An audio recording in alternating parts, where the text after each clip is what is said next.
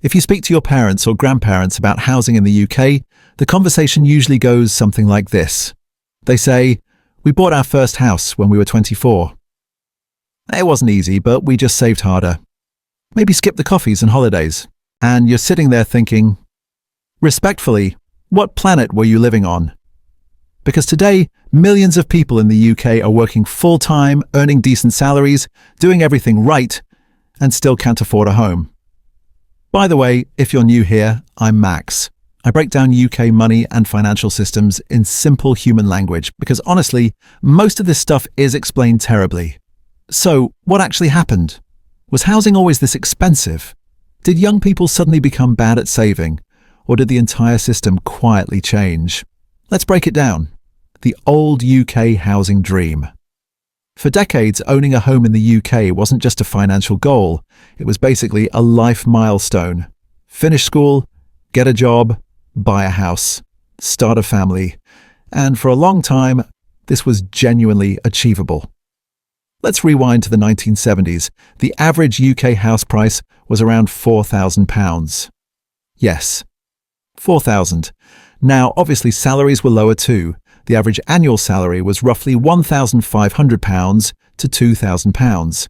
So houses cost about 2 to 3 times average income. That ratio is important. Remember it.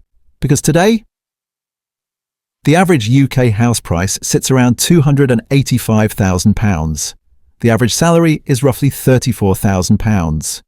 That means homes now cost around 8 to 9 times average income. The ladder didn't just get taller, someone replaced it with a climbing wall. In the 1980s, Prime Minister Margaret Thatcher introduced one of the most influential housing policies in modern UK history, called Right to Buy. This allowed council tenants to buy their homes at significant discounts. And to be fair, it completely changed lives. Millions of working-class families became homeowners for the first time. It created a huge sense of independence and pride in ownership. But there was one long-term consequence that nobody fully appreciated at the time. The UK sold a massive number of social housing properties and didn't replace them fast enough. Imagine selling half your umbrellas in Britain and deciding you don't need to restock. That shortage is still affecting housing supply today. The 1990s and early 2000s, property becomes an investment. Now this is where things start getting spicy. 2 big things happened. First, interest rates dropped. Mortgages became cheaper. People could borrow more money. Second, property stopped being just somewhere to live. It became an investment strategy. Buy-to-let exploded. Suddenly homes weren't just homes. They were assets, income streams, retirement plans. House prices started rising faster than wages, and they never really stopped. Between 1997 and 2007, UK house prices nearly tripled. Salaries definitely did not. Then came the crash. Banks collapsed. Mortgages became harder to get. House prices dipped slightly, and for a moment, it looked like housing might become affordable again. But then something unexpected happened. Interest rates were slashed to historic lows. Cheap borrowing returned. Investors piled back into property. Prices didn't just recover, they accelerated.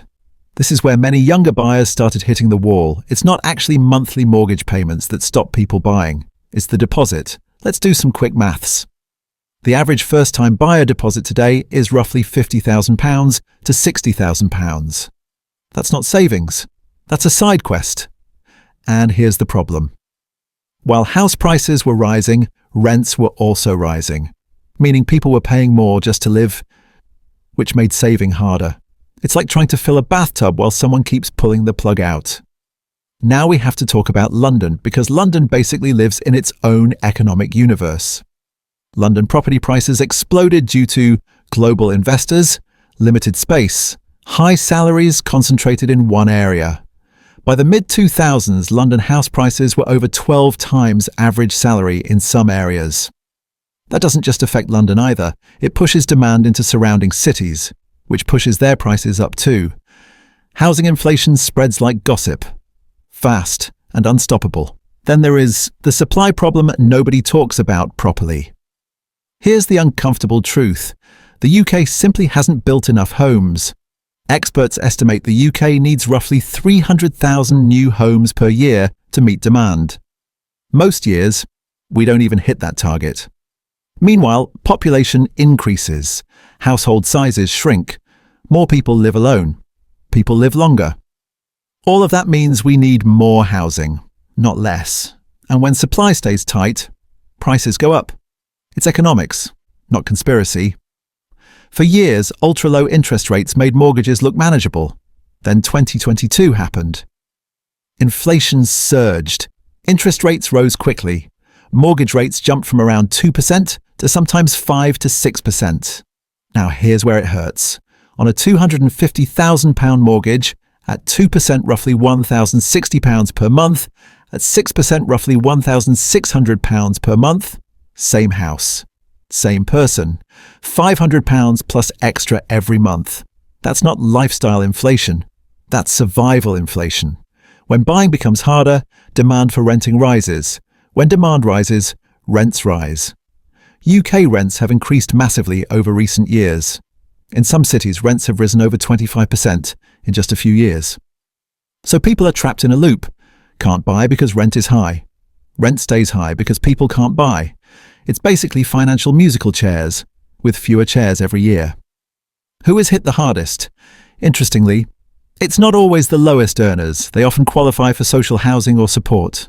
It's middle earners who get squeezed the most.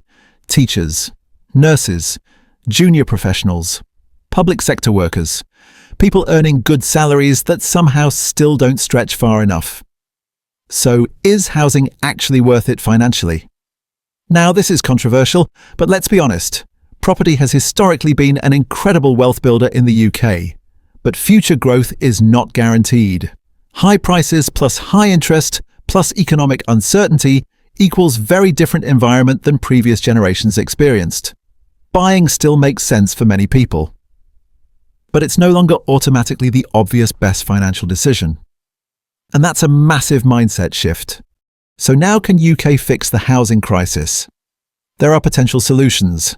Build more homes, reform planning laws, increase social housing control speculation, but housing policy moves slowly and housing demand moves fast, meaning change usually takes decades, not years. Owning a home is still possible, but it requires more planning, more patience. Sometimes family support, and often moving further from city centres. The UK housing dream hasn't disappeared, but it has definitely become harder to reach. But here's the honest truth. Young people aren't worse with money. They're not less hard-working. They're just playing a completely different game. Previous generations climbed a ladder. Many people today are trying to climb a ladder, while someone keeps raising it higher. Before you go, thank you for watching the video till the end. I break down UK money, tax, and financial systems, simply, honestly, and without the boring jargon. Follow and subscribe for more such video.